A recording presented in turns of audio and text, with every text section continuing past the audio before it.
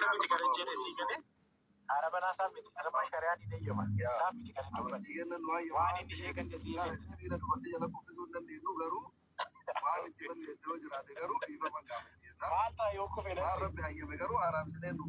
jechi akka badii maalta yoo kufe maalta dubartiin maal kabajee qabu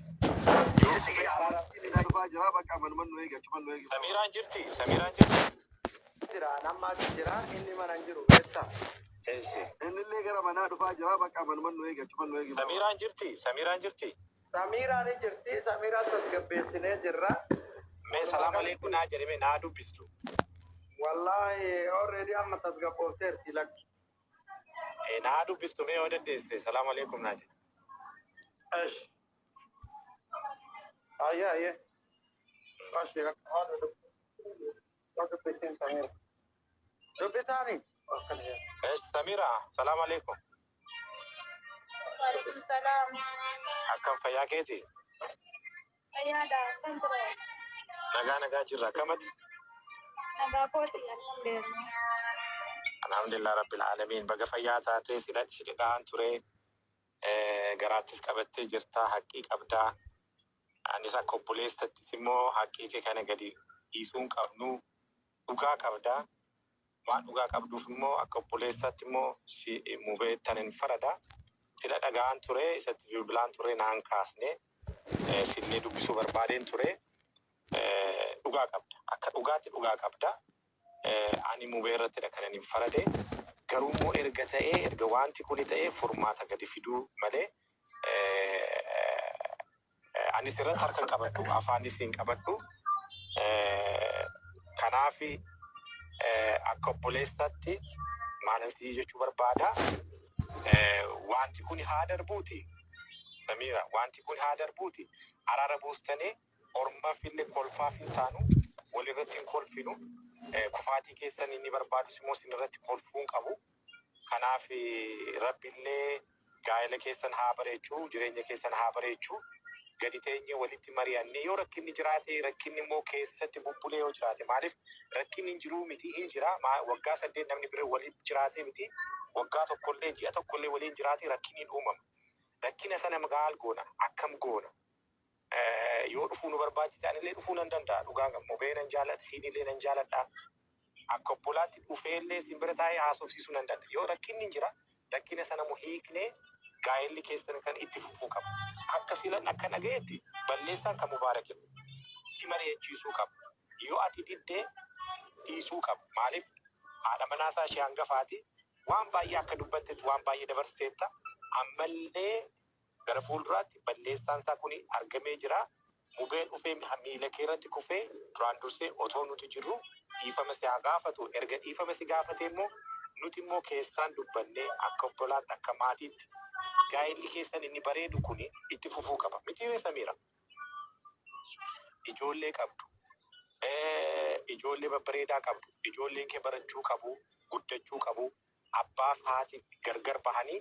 guddachuun qabanii atis immoo itti dhamaatee waggaa 8 guutuu bifa kee ijoollummaa kee irratti dhangalaastee asiin geesse eenyuuf jettee mana kee dhiistee deemte eenyuuf jettee itti dhamaatee waggaa 8 guutuu mubee rakkina isaa maalsa bira dhaabbattee kan nuti argine rakkina isaa hunda bira dhaabbattee argite kan haati isaa bira hin jirre kan abbaan bira hin jirre kan obbolaan bira hin jirre bira teessee dhaabattee gorsitee karaa qabsiistee wajjiniin baatee kaayiroorraa wajjiniin baataati biluu akkati qabdu akkati biyyaan biraa deemuuf akkati dandeessu biluu peepper biluu akkati qabdu nan beeka isa dhiistee mubeef jettee deemsa kana dhiistee Awurooppaa fi Ameerikaa isa deemtu isa Kaanadaa deemtu dhiisteetidha kan mubee wajjin Dubaay galte kireeditiin kee kuni baduu qaba kuni hamma kanatti dhamaatee erga asiin geessee booddee eenyuuf jettee kanatti dhiistee deemtu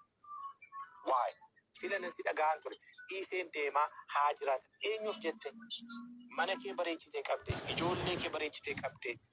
gaa'ela kee gorsite deebisiifatte argite namoonni warra sooshaal miidiyaa irra jiran kuni kan isaanii ijaarsifataniiti kan kee jigsu kan kee hin kufaa kan isaanii ijaaramu waan akkasii waan jiruuf Samira hin aariin hin jira gubaatiin hin jira I know Sini galee ana bira bira dhaquu fedhee miti Ofiif sachirratti dhaqee waan ana na laallatu, waan ana na tuqu, waan obbolaa koo isa jala ta'anii isa hordofaa jiran amilee jaraa tuqu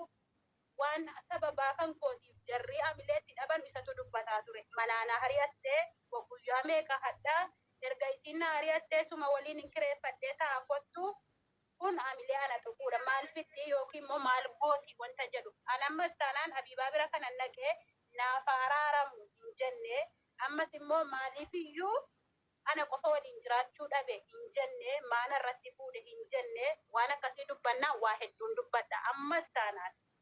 taanaan dubbii barbaachifnaan waa hedduun dubbadha. Waan ani itti waggaa meeqa sammuu kiyya qofaaf of qofaaf miidhamee taa'aa jiru kan ilmi namaa tokko naan beekne rabbiin malee jechuudha. Isinii galee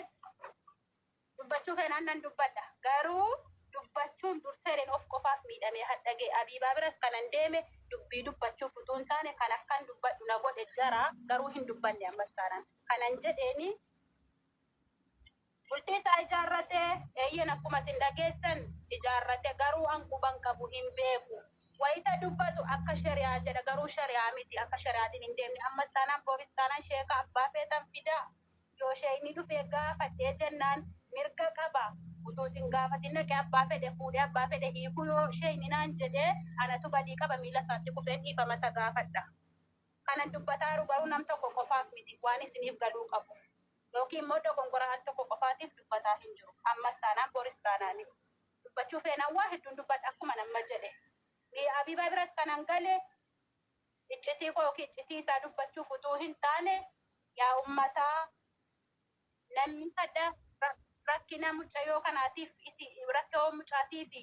mubaarikiif rakkoo jara lammanii kan bartan anaafis wanni isin baruu qabdan yoo ambor daa'ima kiyya dhiisee deeme kanan garaadhaa qabullee rabbiin adda na baaseenii nagaa yoon ta'e nagaan adda ba'e dhiiga mucaa daa'ima dhiiga yoon dhiisee deeme boru haadha cakkaanyii haadha baalagee haadha daa'ima siigattee deemtu akka naan hin jenne waan na deemsisetu jira waan isin anaaf hin barre kana qofan jedhee bu'e kan na jechisiise immoo muudii inni natti qabataa turedha. Ana mana keessa jiru wachin inni qaamaan natti godhu hanqannaan dubartoonni inni guyyaarraa natti fidu hanqannaan waggaarraa natti fidu hanqannaan eeyyama tokko malee gaafii tokko malee angaafatamee yoo an fuuchuufanii maal jetta yoo inni jedhee nan an lakkii jedhe ba'ee fuuchuu mirga qaba shari'aa rabbii akkasittan beeka achiin booda wajjin jiraachuuf dhiisuu kanatu murteeffata shari'aa rabbii akkas jedha. Isinii galee naan jedhamee hin beeku. An hundayyuu kaan miidiyaa irrattan dhaga'a miidiyaa irratti dhagee yeroon gaafa eeyyee shari'aa rabbiin